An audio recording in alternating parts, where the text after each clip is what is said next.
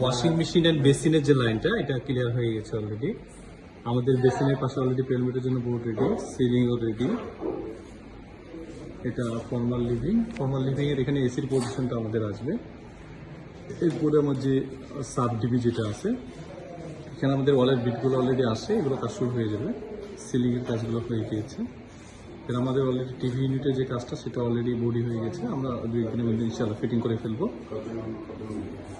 Ceiling হয়ে গেছে, বিম panelling almost ready, আমাদের ইলেকট্রিক কেবলগুলো হয়ে যাচ্ছে, আমরা এটা ফিক্সড করে ফেলবো।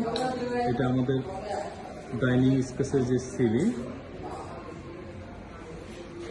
এখানে স্যার একটা ইস্যু হচ্ছে, সেটা হলো ডাইনিং এর যেটা স্পেস, এই স্পেসে যে এই ওয়ালটা, এখানে ওই পাশে টয়লেট থাকায় এই ওয়ালটা বেশ ড্যাম থাকাতে এটা আমাদের পিভিসি দেওয়ার চিন্তা করতেছি আমরা। দেন কিচেনের সামনে যে বিম প্যানেলিং,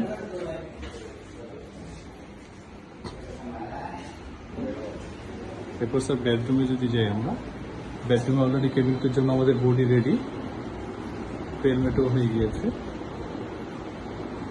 লাইন ইলেকট্রিক লাইনের জন্য সিলিংয়ে আমাদের যে পজিশন করার দরকার ছিল অলরেডি সেগুলো আমরা করে ফেলেছি।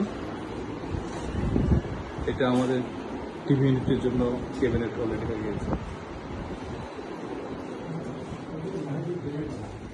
দেন এটা আমাদের বেডরুমের ড্রেসিং ইউনিটের জন্য বডি, যে প্যানমেট রেডি, আমাদের ক্যাবিনেট গুলো।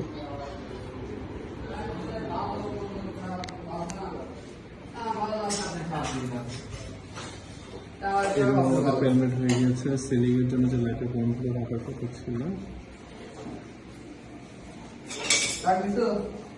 এটা রেডি, অলমোস্ট স্যার। এখানে আসলে এখন এলোমেলো আছে যেটা বোঝা যাচ্ছে না, তো ফিটিং হয়ে গেলে আমরা প্রপার আমাদের ইনশাআল্লাহ আমাদের 3D যায়, তাই আপনি আশা করি পেয়ে যাবেন।